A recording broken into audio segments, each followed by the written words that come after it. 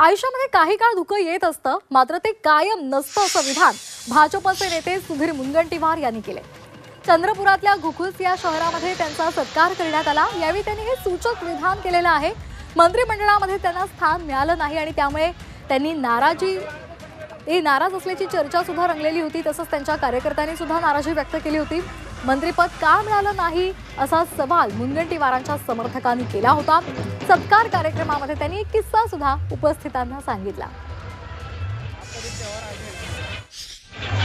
मी विमानात सकाळी बसलो मुंबई नागपूरसाठी, पण अचानक काय झालं की नागपूरला मी उतरू शकलो नाही, विमानही उतरू शकलो नाही।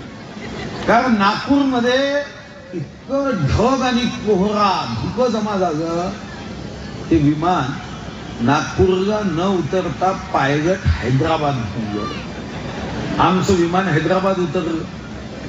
मग 1 तासाने जेव्हा संदेश आला की नागपूरचं धुकं संपलं, तेव्हा पुन्हा विमान उडलं आणि नागपूरला आलं।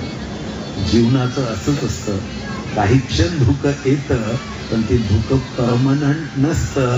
पुन्हा आपलं विमान उतरणार हे मात्र निश्चित असतं।